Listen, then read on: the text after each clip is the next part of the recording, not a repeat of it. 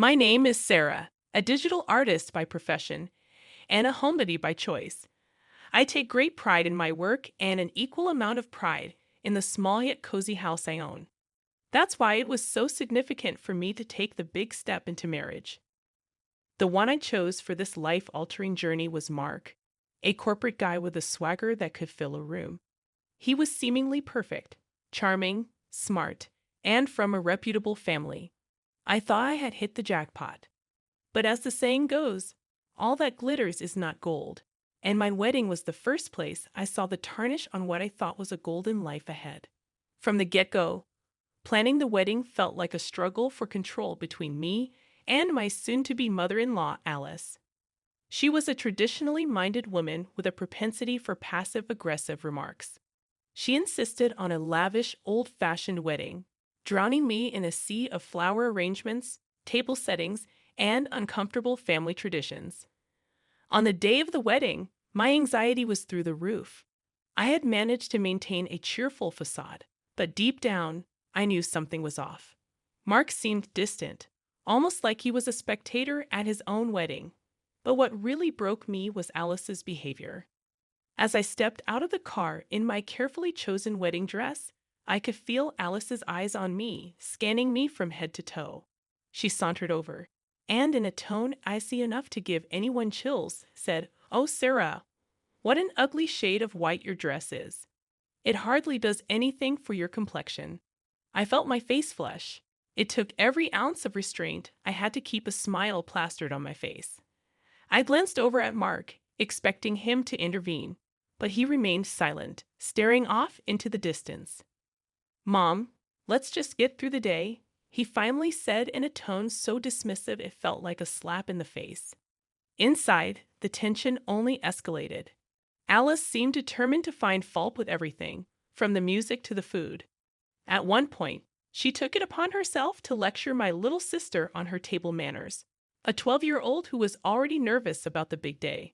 "Alice, she's just a child," I intervened, trying to keep my voice steady. "Discipline starts young," she retorted, eyeing me as if I were the one in need of discipline. During the toast, Alice barely masked her disdain. She stood up, glass in hand, and said, "To Sarah and Mark, may you have a life filled with as much joy as this wonderful day." Her eyes met mine, and I knew wonderful was the furthest thing from her mind. Again, I looked to Mark for support. He raised his glass, but said nothing, his eyes avoiding mine, as if the love we professed was a lie we both chose to live. That's when it hit me. I was on my own in this marriage, wedged between a man who refused to stand up for me and a mother-in-law hell-bent on making my life miserable. The day that was supposed to mark the beginning of our happily ever after felt more like the prologue to a grim tale. As we drove off to our honeymoon, me clinging to my bouquet like a shield against the battles to come, I realized that this wedding was an omen, a prelude to the struggle that lay ahead. Mark was physically beside me, but in every way that mattered, I was horribly, dreadfully alone. That's how our marriage started, with the sinister undertones of a wedding that wasn't really a wedding but a theater of pretense. Little did I know that this was just the beginning and worse was yet to come. After the wedding and a strangely muted honeymoon, Mark and I moved into my house. I was thrilled at first. I'd always envisioned married life as an unbroken series of tender moments and shared laughter, a never-ending honeymoon of sorts. How naive I was! I had not accounted for Alice, who seemed to see my house as enemy territory she needed to conquer. Just weeks into our marriage, Alice began visiting regularly, arriving unannounced and pushing open the door as if she owned the place. Each visit was like a whirlwind of criticism and passive-aggressive comments that turned my peaceful abode into a combat zone. On one such occasion, I had just prepared dinner, carefully following a recipe I'd found online. I was excited to share it with Mark, but when Alice just breezed in, she took one look at the meal and scrunched up her nose in disapproval. "Sarah, when will you learn to cook like a real wife?" she said, poking at the lasagna as if it were a science experiment gone wrong. I clenched my jaw, forcing a smile. "Well, it's a new recipe. I thought Mark might like a change," I said. Alice smirked. Mark has been eating my cooking for years. He won't know what good food is if you keep serving him this slop.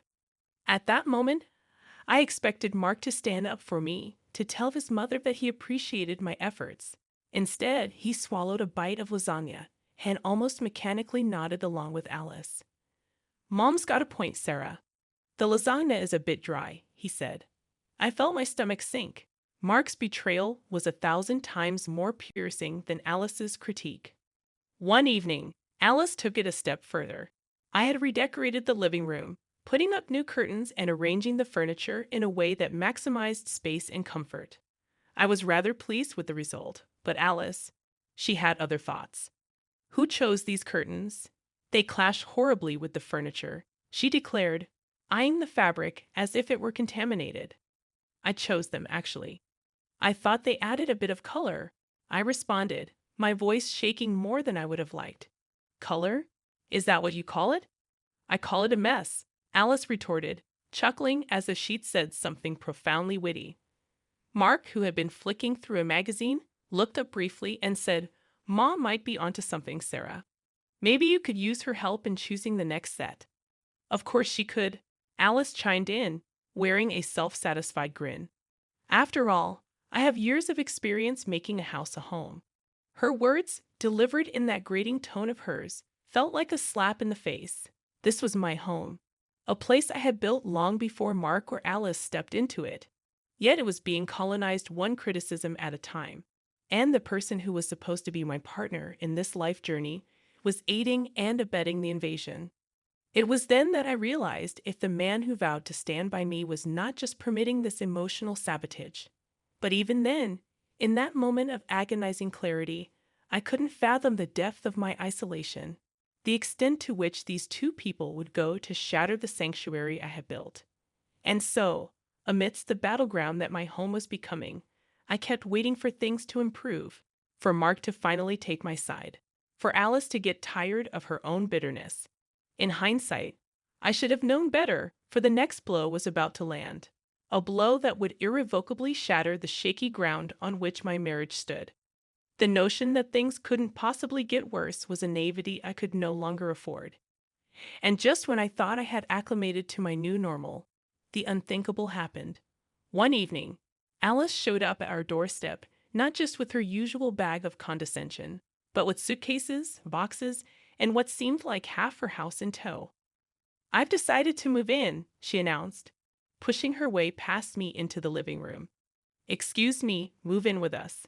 I stammered, my eyes darting toward Mark, who seemed astonishingly unperturbed by this development. Well, yes, I'm getting older, and I'd like to spend more time with my son, Alice said, beginning to unpack her things as if the decision was already final. I looked at Mark, my eyes practically screaming for him to do something. Mark, can I talk to you for a moment? I pulled him aside, my hands trembling with a mix of anger and disbelief. Mark, this can't happen. She can't just move in. Our marriage is already strained, and her being here will make it impossible to mend anything, I whispered urgently. Mark sighed. Look, she's my mom, Sarah. She needs to be closer to her family now. We have to adjust. Adjust? I've been adjusting since day one, Mark. When will you adjust for me? When will you stand up for us? For our home, our marriage? The words poured out of me like a dam breaking. Mark looked away, avoiding my gaze. She's already here, Sarah. It would be rude to ask her to leave now. So there it was. Alice moved in, and with her came a nightmare I had not dared to imagine. Every day was a new battle. She criticized the way I arranged the furniture, how I did the laundry, even how I breathed. And each time Mark stood silently by, his apathy condoning her abusive behavior.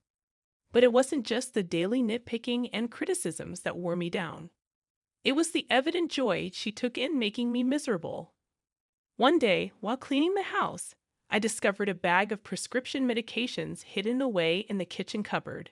Pills for anxiety, depression, sleep disorders, the works. When I confronted her about it, she exploded.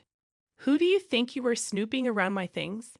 You are nothing, a guest in my son's life, and you have no business in my private affairs, she shrieked. A guest in my own house? The audacity was astonishing.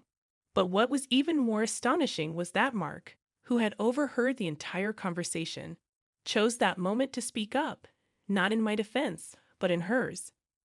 Sarah, if my mom says they're private, then they're private. Stay out of it, he admonished, once again picking the wrong side of a very clear moral divide. It was a betrayal too great to comprehend fully, and I found myself numb, unable to react. That's when it dawned on me. Alice wasn't just a hostile mother-in-law. She was a predator, systematically breaking down my defenses and claiming my life as her territory. And Mark, he wasn't aloof or indifferent. He was complicit, actively or passively aiding her in the destruction of our marriage. In that moment, as I looked at Alice's triumphant smirk and Mark's avoiding eyes, I made a decision. I wouldn't just be a spectator in this tragedy. I would take control of my life, even if it meant breaking away from the people who were supposed to be my family. But as it turned out, fate had another curveball to throw my way, one that would finally compel me to act, to bring an end to this farce that my life had become. In the weeks following Alice's uninvited occupation of my home, my life devolved into a living nightmare. The constant surveillance, the petty criticisms, and the ever-looming shadow of my mother-in-law made each day an exercise in emotional survival. Her reign of terror expanded from mere commentary on my cooking and decorating to include personal jabs about my looks, my intelligence, and even my worthiness as a spouse.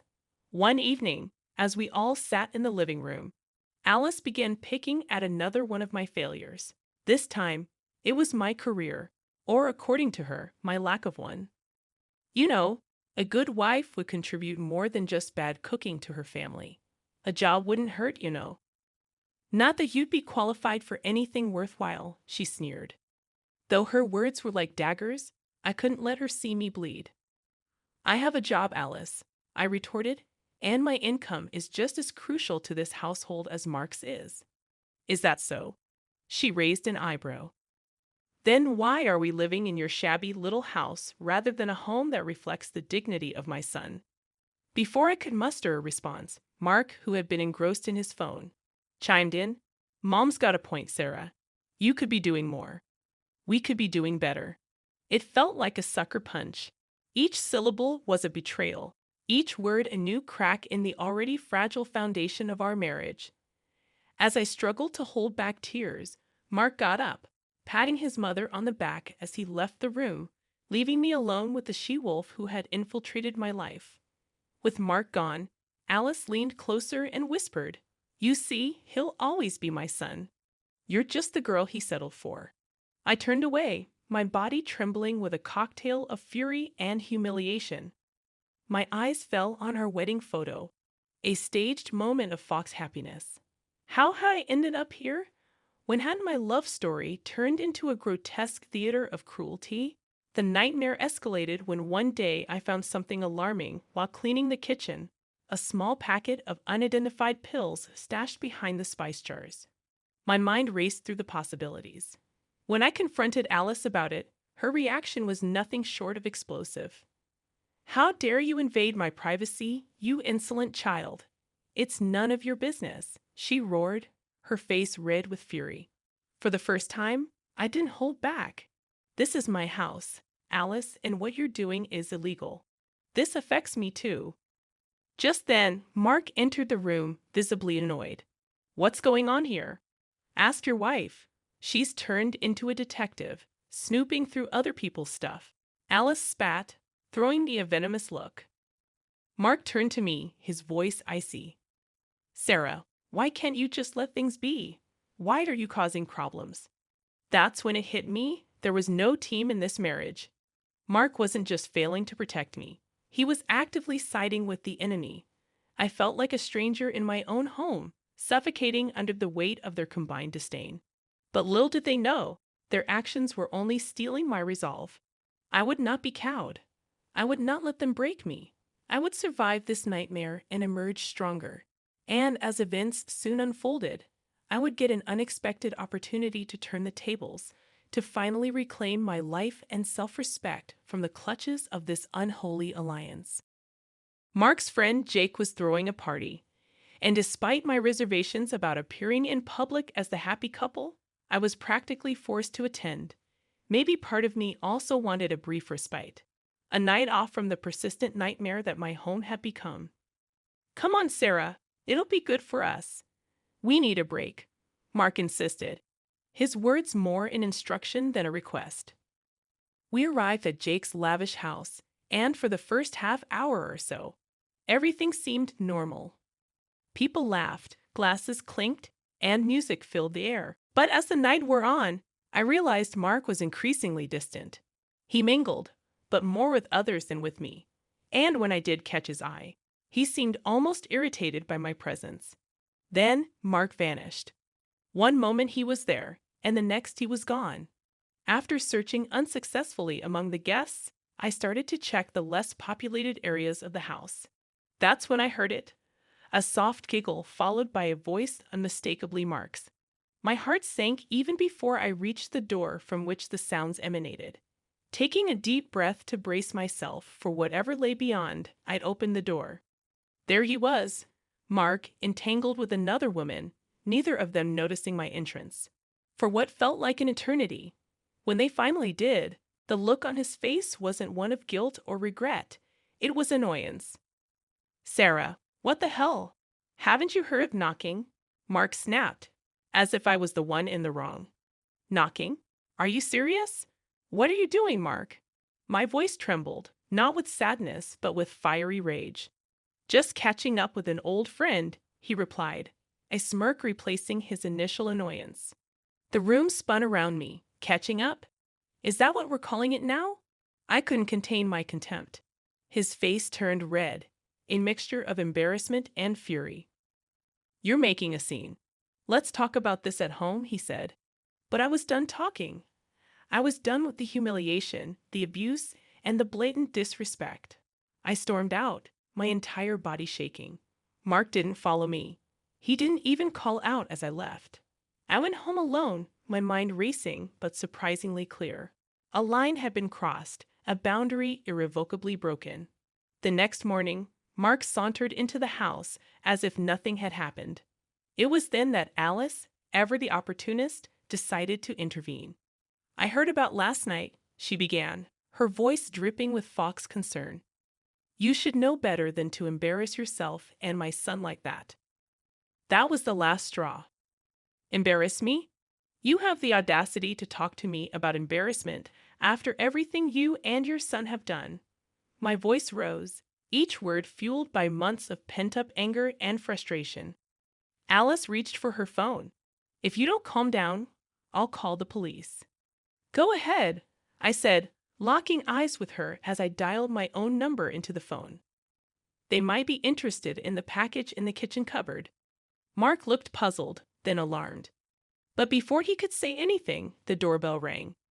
As I opened the door to the police officers, I felt a strange calm wash over me.